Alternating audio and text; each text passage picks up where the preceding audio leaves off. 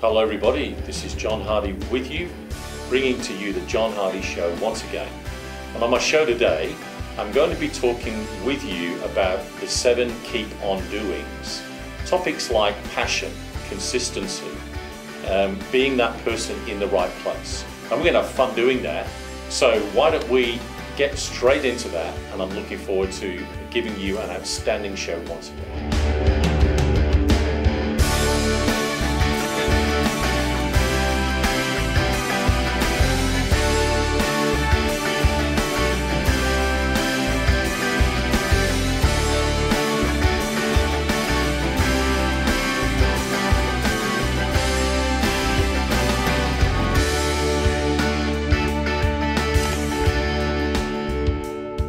It's really good to be in the studio once again. It is. It is. And doing the show to help businesses and giving them some content, because I want to answer a question today as we have a conversation, is this statement: should I stick it out or should I call it quits? Should I stay or should I go? Yes. Sounds like a song, John. Yes.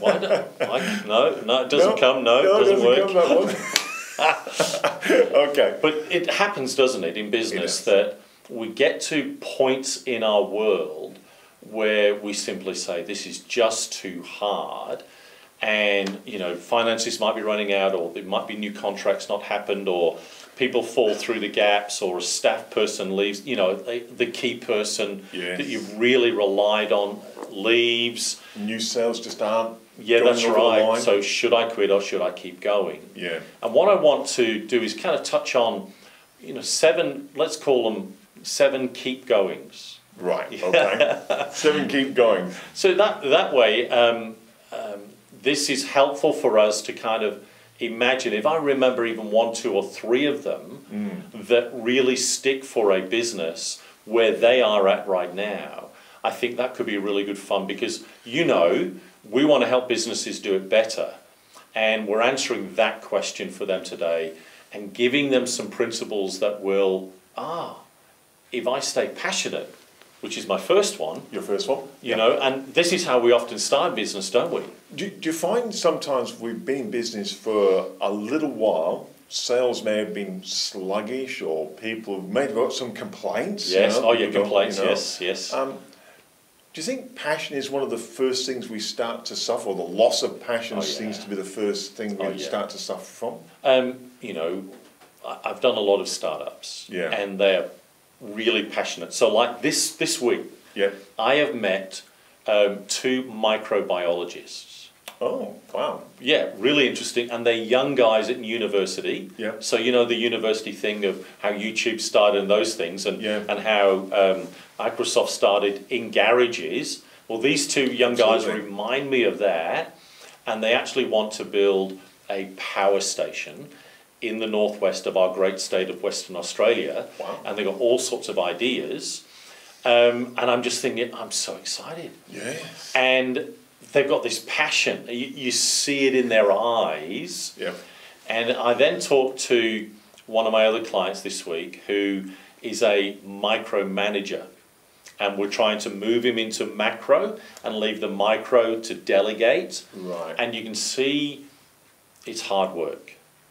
I've got to do this. It's that same passion. Yes. There's a different intensity about what goes on. So it really can dissipate. Yeah. And oftentimes when I'm coaching, I'm actually helping them renew their passion, renew their motivation, renew their interest, and spark it once again, and help. We can do this. When you do that, to reignite the passion, so we remember it. But you do, I can't remember what you call this. It's something to do with stepping into the future. I know this is part number 2 of this. Yes, yeah. Is this the step, you can describe better than me, that gets that passion refined, remembered, basically? It's interesting, because you can't just turn passion on. No. At all. And sometimes it really does take me time in having conversations. And I've got a solar business. And I can see it in his eyes. He's passionate. And he's got dreams, where a couple of years ago when I first started working with him, after 2 sessions, he said, should I keep going with the coaching? Which was really interesting. And now, that's not even on our agenda, because he's growing. Okay. And the systems are working. Yeah. And I can see it in his eyes. So it takes time to help people reignite that passion, because over time it's dissipated. So when you talk about what's this future thing you do with them? You talk about this as being one of the things, going to the future or something. You mentioned it to me before. Yeah, I want people to actually work on how they view their future. Because this is often the vision statement. Yeah.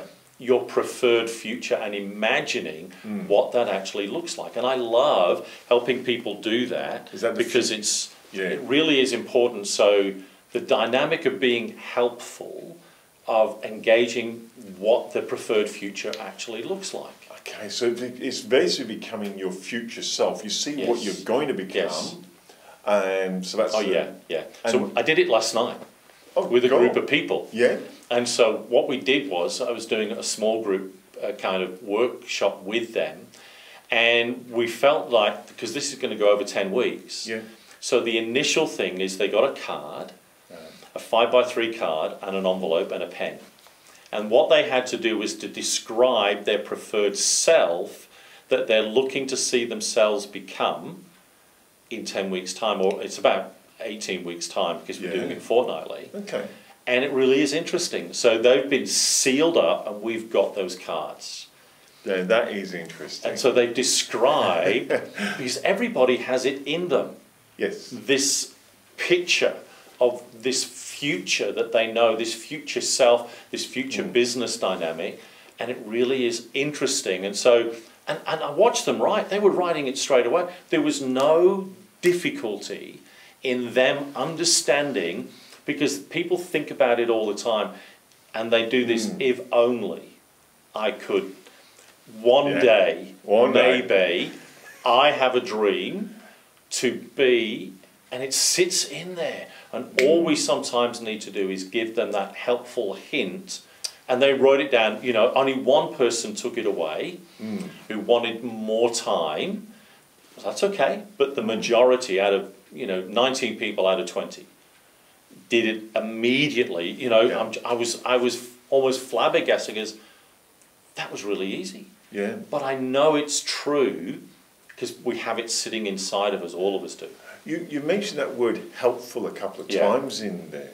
How important is that in keeping going?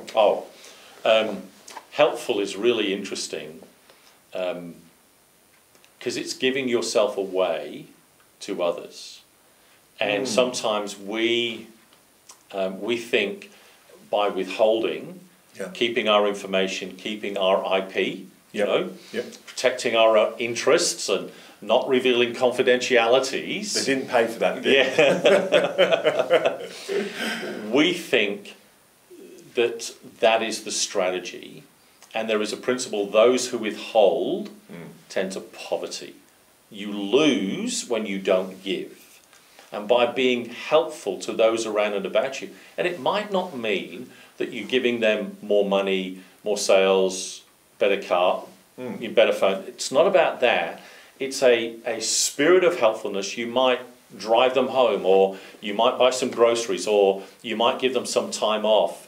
Not time in lieu or anything, no other conditions. You're just being helpful. Yeah. You got a crisis, hey, in our business, we are helpful. Yes. And you do that, and the power of doing that releases amazing internal chemistry that does you good, but it also releases internal chemistry in them, does them good, and think, oh, that was good, and that was unexpected. And the power of helpfulness is quite really neat to do. I think that's an integral part of most people. People love to be helpful. Yes, they do. Do you find that when you're struggling in business, so we tend to go internally, don't we? We tend to go, how do I help myself? But if you're saying if you can it, and you can go outside of yourself and see how you could help somebody else. Yeah. It will help you reciprocal. And what you're doing is you're using your skills and your personality that you have, and you're giving that away to help that person with their skills and their personality that you don't have, and helping them flourish in their world. When you do that, I'm imagining that would then, if you're losing your passion or you're losing your self-worth sometimes in this, when you're helping someone else, you see them grow, does that have that effect then of going, I do have value, reaffirms that you actually got value and get you past some of those stumbling blocks? It's because you impact, and you can see fairly dramatic change in those around you when you have that attitude, because we stop doing it. When we're having that question, should I keep going, or we've stopped being helpful. We've stopped thinking of others. We've stopped being gregarious. We've stopped being generous. We've stopped giving away. When we first start business, we have all these giveaway ideas about how can we give this away because we're looking for clients, and we stop those principles. And we forget what's worked, and we're trying new stuff and new ideas, and we've read the latest article and we should do that. And I know in business it's not about new, it's about being consistent. Turning up every day, doing the same things over and over again can seem to be boring, but that's a mindset shift. The power of consistency, I really love this word. I love it. I think it's one of the most powerful words that we can have in business for ourselves when we're asking this question, should I quit or should I keep going? The consistency dynamic of getting up in the morning, dealing with what you need to deal with, and doing it on a regular basis is incredibly powerful and incredibly liberating, because it's like, how do you eat an elephant? One bite at a time. One bite at a time. How do you climb Mount Everest? One step at a time. And the hardest bit, this question, should I quit, should I keep going, is the last 100 meters of Mount Everest, and more people have died on their way down than on their way up.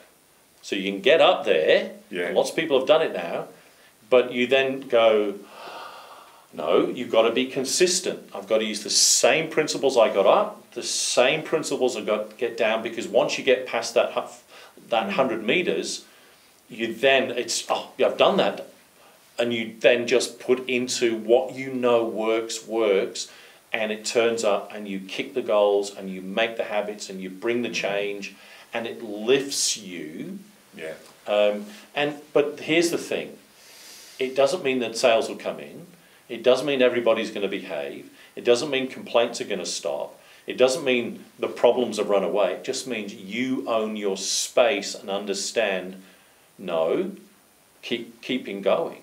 This is a keeping going principle, and the power of that it's amazing. It's amazing. Keeping going. We're going to take a break. Oh, cool. And then we're going to keep going. I want to keep going. I really do. We'll be right back. We'll be right back. Hello, everybody. I have a question for you. Are you living somewhere not in Perth, Australia, and you would like to be a guest on my show? I would love you to get in contact with me, because we have great technology, so we can put you on my show wherever you are. So, how to do that? Contact me via email, john@peakconsultancy.com.au, or really easily, leave a comment in the comment section below, and I will get back to you, and we will be able to set that up. Looking forward to being in touch, and looking forward to you being on my show. Hey everybody, we're sharing today about principles so you can keep going.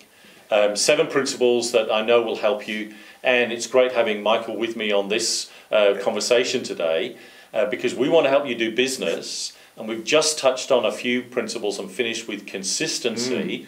I want to launch straight into this one, Michael. Well, we keep on keeping on. That's right. That's exactly right. Because it flows really nicely. Because when you're consistent, you know I'm going to keep on keeping on. And in Australia, it's kind of one of our little mottos, isn't it? We know this, and it comes from a bit of an advert a few years ago. I can't remember which one. We're not going to do that one, but there's something about keeping on, the repetitive nature of doing the same thing and not letting it get to your spirit that this says it's boring. It's interesting you said just before we went to the break, and I thought that was quite interesting. You were talking the analogy of Mount Everest going up, and what the success or the strategies got you successfully there. Yes. You apply those strategies even when you come down, so you can continue success. That's right. Yes. And I think when we start to see a bit of a waver, or we get bored, dare I say that? Yes. We change how we do things. That's right. And we go, why doesn't it work anymore? Yes. Well, what were you doing? What are you doing? And you suddenly realise, I don't do these consistent. So keep on keeping on. Yeah, absolutely. Because I have what's my house roof? It's a skillion roof. Right. So skillion roofs. Very nice. It is very nice. But it's interesting. There's only a 5-degree angle on the roof, and yet the difference from the bottom edge to the top edge just has opened the whole room out. And so if the room was flat, everything gets pulled down. And I'm amazed that when we keep on keeping on and we have that angle right, it opens up. And that's the power of what we do when we get the right angle to what we are doing. And I love my skillion roof. Yes. I think it's one of the best things about my design, the design that my actual boys did for me, which was really cool. So there's one thing about this, and it's an interesting you say that, and it leads to the next point, and you say the skillion roof, it really does stand out. Yes, it and does. What you're saying is by having a slight angle and keep consistent growth, you end up standing out. It absolutely. Yeah. And I think so. We're answering this question: should I quit? Should I keep going? Yeah. And so when we apply these principles, because you know the principles of business, and we walk through passion and consistency and being helpful and keeping on, the difference that brings to you is you are a standout business. You're in the top 5% of difference makers in your business world, or even in the business world, because there's a lot of people struggling just to get by, just to pay the bills, get enough money to pay the invoices, hopefully get paid, maybe enjoy it along the way. And when you apply principles like this, you really are the standout business. And people want to know, how do you make it through? How did you get? Because, I know you've had those conversations, because, that's the life of business. Yeah. But how did you get through? How are you like you are today? And what is the difference that it's made for you? It is interesting when you talk like that, and we've all been through. I've had several businesses, and people say it gets easier. Well, it doesn't get physically easier, but what gets easier is the lessons. You just apply the lessons. So, when we set this up, it's taken two and a bit years to get to where we are right now. Yeah. And people say, "Oh, well, you know what they say now? Oh, you're so lucky." Well, let me illustrate it this way. What I mean by standout. Yeah. A research was done on a Harvard Business School. Right. So let's say there's 100 students. And they were really encouraged to develop a strategic plan for their future. Because in business, you have a strategic plan. Yes. 3%, so 3 of the 100 students, wrote a business plan. 97 didn't.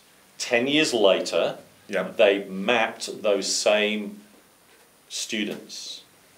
The 3% that had the plan had more wealth than the 97 put together. Here's a question. Really interesting. Here's a question. Now, we're talking planning, and we're probably drifting a little bit, but here we go. Keep on keeping on. I believe in plans. Yes. My plans, end up being on 1, maybe 2 pages. Now, they've been criticised, mainly by bank managers. Yeah, oh yeah. But they want, show me the money. Yeah, and it's like, you know, by the time I finish writing this thing, the circumstances will change. Right. You help people do strategic plans. Yes, absolutely. How do you help them design a plan that can be quick and effective? What's your take on this? I think it's really understanding mission, vision, values, get them really clear. That's half a page. Right. Strategy, 5 strategy points. Yeah. The other half of the page. Yeah. The second page is your implementation, and in detail. Yeah. So you break each strategy and you put it 3 or 4 points to each of those areas. Yeah. You've got your business plan, and that will set you up for the next either 90 days or 12 months or 3 years. You can scope it out in any of those dimensions. And this really helps you fulfill all of those things. But what it does for you, because you're in that 3%, you're the standout because you've applied principles to what you're doing. What I like about your planning method there, I can see it keeps you keeping on. Yes. Because you're constantly renewing it. Yes. You're constantly having little action steps so you can take things in little bite-sized chunks. Yes. And get that 5%, which, as you said, makes a massive difference. And here's the reality. There is, say, 100 businesses listening to me today. Only 5% of them will actually take any action. That's the tragedy. And those 5% will be the standouts. Say 100 people listening to me today are asking the question, should I quit or should I keep going? But only 5% of them will actually take each of those principles, or 2 or 3 of them, and let it help them. But just imagine if 100 businesses who are asking that question today, all of them took these principles, all of them would have passion, all of them would be helpful, all of them would be consistent, all of them would keep on keeping on, all of them would be standouts, all of them would be, which is one of my last principles, they would be inspiring to those around and about them. And, you know, the world needs inspiration. It really does. You know, let's take a nation of Spain that's struggling economically. And we've had a question from a Spanish business. Yeah, you did. You know, just imagine if he was asking a similar question, and he takes that, Joseph takes that and runs with these principles, and he inspires another 3 or 4 businesses who are asking a similar question, should I quit or should I keep going? The inspiration that we bring to that world, the energy lift that we bring, you know, national economy can be changed. A national economy could be changed dramatically by understanding we're not going to quit. We are going to keep going because I have passion. I am going to be helpful. I will be consistent. I will keep on keeping on. And be inspirational. Be inspirational. The one thing that when you say inspirational, that what's flashing to my head is that you have a look at the people who want to work for other people. People want to work for Richard Branson. People want to work. They want to work for people that have this package, got all those qualities you're talking about. But they want to work for people who inspire them. And it's amazing that when you become an inspiration, I'm going back to your other point. Those people who've been inspirational are also very, very helpful in getting the next generation up. Absolutely. And, you know, we can, you know, that imagination. This is this preferred future we talked about, writing that, and thinking about that. Imagine if this cafe owner, Joseph, changes the economy of a nation. And we think, well, I'm only a cafe owner. No. You're a business owner understanding, I ain't going to quit. I'm going to keep going. I'm going to engage in business principles. I'm going to do these things. I'm going to be passionate. I'm going to really look to my future. I'm going to apply this, and I'm going to be that standout business, and I'm going to make a difference because I'm going to inspire others to bring the change into their world that they can do as well. And add a mate, add a friend, add a colleague. What's the difference? So, we're getting to the end of the show. Well, Okay. the part that I'm on. Yeah. I get No, it's great, Michael. And really, it's good to have a conversation like this Yeah. that kind of stirs the juices in us and in our listeners. It's great. So the listeners listening to this section, they're going, I'm stuck, I've got a block, I need to break through it. Yeah. There you're 7. Someone says, okay, I'm going to start. What is your little summary at the end of our section where you'd say to somebody now, this is where this would be the first couple of steps I would take? Okay, that really is a very good question. Where should I start? I would go back to your beginnings. What is that switch that you switched and you said, I want to make a difference by doing this? Yeah. Work on your passion. Work on your why, your mission, your purpose, and watch the difference that actually makes. And then tell the story. Tell your story to somebody about you. Tell your wife, your kids, your neighbours, your friends, your colleagues, your suppliers, your clients. Get on the shop floor. Tell your story. I'm really excited about my future. Here's what we do. You might not have got all the passion back, but by beginning to tell your story with enthusiasm, because you are now inspired, it will help you reignite your passion, and it will then help you do the other principles that I've talked about today. So start at the beginning, flick that switch again, but really be positive about how you tell your story and watch what happens in your world. Thanks for having me on, John. No. I think I'll go and make some notes while you do Okay. the rest of your show. It's great to have you on. It's great fun to do this. We want you to help you do business better. Thank you for listening to myself once again on The John Hardy Show. Hello everybody, I've got a question for you. Would you like to be a guest on The John Hardy Show? I would like that, and it's really easy for you to find a way in which you can let me know you are interested. So please send me an email at john@peakconsultancy.com.au, or really easy, leave a comment below in the comments section and I will get back to you, and I'm looking forward for you to being a guest with me on my show. Hi everybody, I love doing this for businesses that send in a question about their business. And it really is a delight to be talking with you, Christoph, from Sweden, about the questions that you're facing and in your photographic business. And this is a question that many businesses ask all the time about customer experience.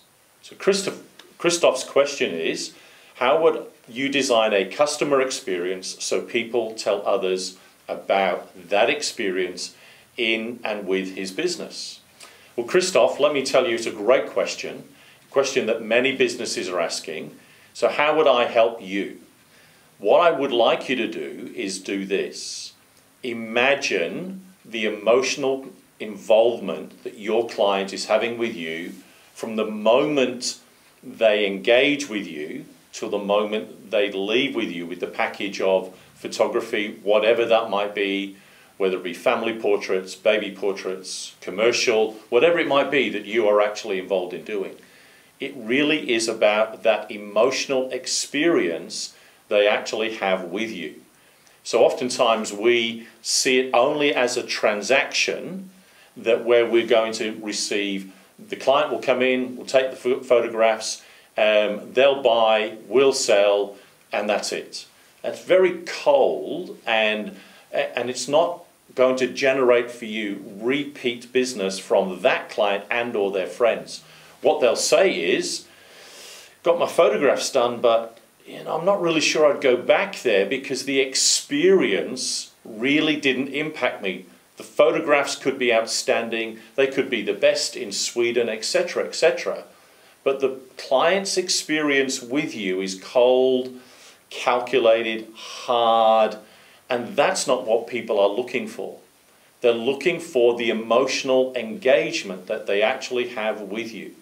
So the question you have to ask is, it's not about when the client is with you in the room or in your studio. It's when the client initially engages with you at whatever stage of marketing that you are actually doing, whether it be in social media, whether it be on your web, whether it be meeting somebody down the street, whether it a business picking up your card. However they're going to engage it with you, they want to know what is the emotional experience that they will actually have with you in the whole process. So that's what we have to do in business. We have to step back and not calculate, how many clients we're going to see in a month, how much money is that going to generate, is that going to pay all my bills, etc. Our job is to meet the needs of our clients, our customers, the people out there in the great big wide world that want and need our services, and we have to ask, how can I emotionally engage with them? And oftentimes our advertising is very cold and hard, and what I would encourage us to do in the way we strategize that is create emotional involvements, whether that's a picture that moves somebody, or whether it's music that you're playing on your social media, or whether it's a caption that you use, or whether it's a question that you ask. If you will move them emotionally and it touches their need, and you take them on that same consistent journey, then what's going to happen is they will love you. Now, please understand this. If it's bad, they'll tell 50. If it's good, they'll tell 10. So that's why we really have to work hard, because we're really good at telling the negative story. And we're not quite as good as telling the positive, but we will tell at least 10 people if we have a good quality emotional experience that meets my needs. So what businesses often do is the client is meeting the need of the business, and we have to reverse that. It really is us about serving our clients and helping them get value add out of their engagement with us. Because when they do that, and they know the photographs are great, the experience was wonderful, met my needs, you have helped them create a story that they will tell their friends. Oh, by the way, I had this great photographer, did these photos, let me show you them. And if you ever want the same kind of thing that we want, or you want any kind of photography, tell you, the guy to go and talk to is Christoph. Great guy, does great work, but there was something about him that I noticed that really kind of touched me or moved me or engaged with me, and they'll tell that story. Because when people tell stories, people connect to stories.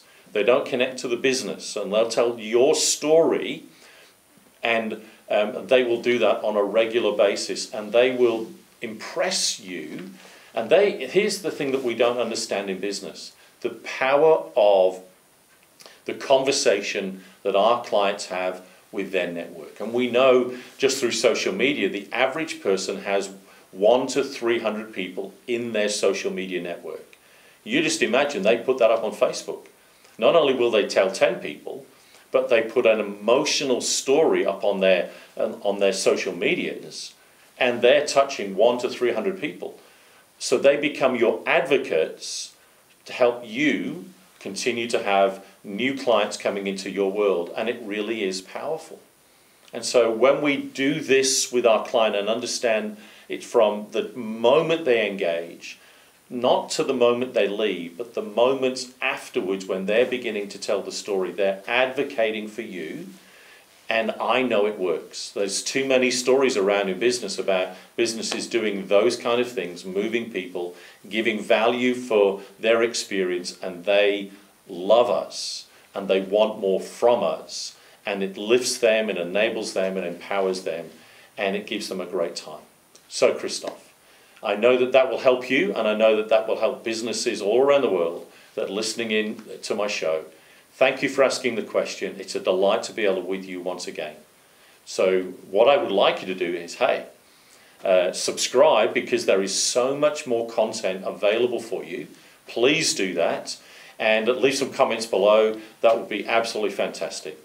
And why I'm doing this? So you can do business better.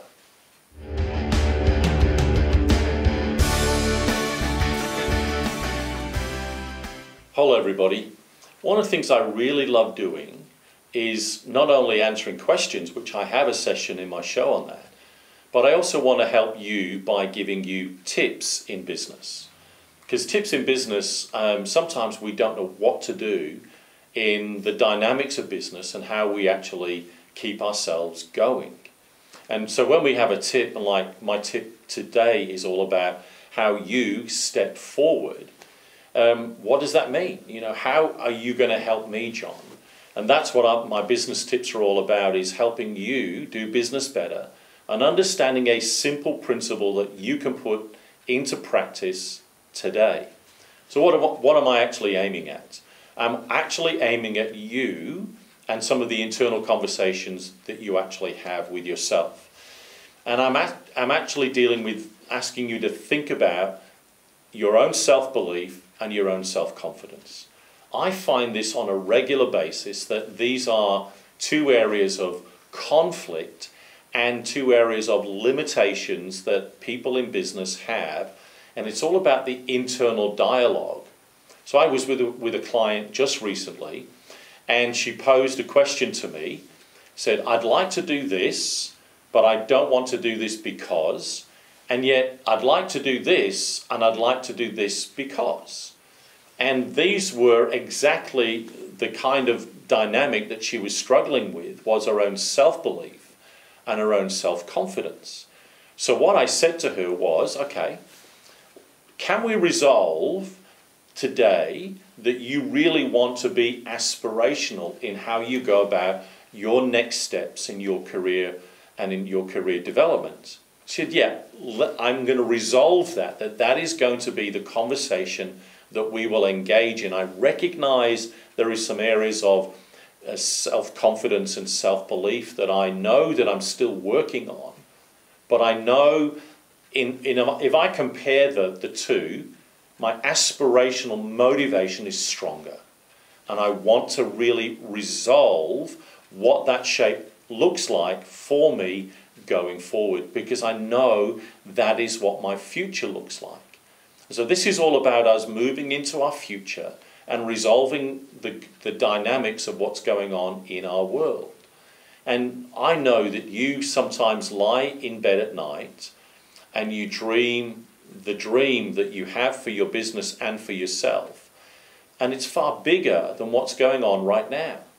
And you wonder why you're not actually getting there, because there's this internal conflict of self-belief and self-confidence are not resolved to allow you to be free enough to move into the spaces that you are dreaming about, that are bigger than how you are right now.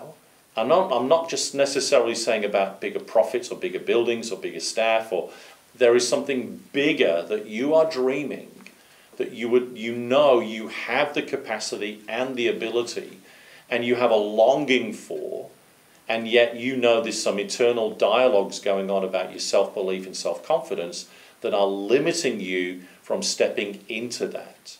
And this is all about our own resilience inside of us. And all of us wrestle with that kind of, and I know it's the trendy word of the day, the whole conversation about, resilience and business resilience and personal resilience. And, it really is quite interesting to understand the psychologies and the physiologies of our world and how impactful they are on what we allow ourselves to be released into. And we know we all sit with those dreams. So when we have this kind of challenge for us, it actually stops us from stepping forward. And I want to help you step forward. So how do you deal with self-belief and self-confidence? I think part of it is the conversation you say to yourself. And oftentimes people will use a positive mantra. I know one in my world is, I can do all things. And I have a personal faith, and that is through my faith. And I know that there is something dynamic in that. And I say those things about myself, and I regularly speak that. Because I want you to understand this. The speech nerve is the central nerve to your whole nervous system. So when you have these struggles with self-confidence and self-belief, you're actually saying things both internally and externally that are impacting your whole physiology. And I know that when we resolve some of those by our affirmations, and by our declarations and by speaking out our vision, mission and purpose of who we are and where we're going, it changes some of the mechanisms of who we are, both mentally, emotionally, psychologically and physiologically. And there is a change that shifts, and I noticed that with my client I was working with, and she said, yeah, I know how to do that now. I know how to step into that now, and I recognize I've still got some work to do, and that's part of the help you're bringing to me, John, but you're also helping me understand the aspirational dynamics of what I know and understand. And so we actually then set a time frame by which she was going to engage in that whole process. And I'm really excited that in about October, November, there will be a cover letter written that will begin to describe her aspirational motivations. So between then and now, she's got a holiday, so that's really cool, but she's going to be thinking about how she addresses presenting herself into an aspirational dynamic so she can apply for the next level in her career development. And I'm really excited about her because she's dealt with self-belief and self-confidence, owning the challenges, but owning how she's going to live in that space. And that's what we do when we have these kinds of conversations. So I'm asking you to think, what is that dream? What's that motivation? What's that aspirational dynamic? What's that growth area that you know you want to own? Recognize your growth areas, but say, right, I will step that, own that, and I'll begin to work on that because I'm not going to let it be a dream about my future. I'm going to bring it into the reality of my present now because I'm going to step forward. And that's the power of you making the decision, and you're making that decision physically. And sometimes what I do, I actually encourage people to walk and make the step so they physically move. I encourage them to say what it is they're actually going to do. I get them to write it down. So there's a whole bunch of engagements of learning experiences so they own that space. Because when you step forward, knowing you don't have to be the best, you don't have to have everything together, but you're going to own this new space and dynamic and confidence, self-confidence, self-belief, bringing you into a stronger dynamic of resilience. Watch the difference that it actually makes in your world and how you do business. So, step forward so you can do business better. Buddy, I've got a question for you. Would you like to be a guest on the John Hardy Show? I would like that, and it's really easy for you to find a way in which you can let me know you are interested. So please send me an email at john@peakconsultancy.com.au, or really easy, leave a comment below in the comments section and I will get back to you, and I'm looking forward for you to being a guest with me on my show.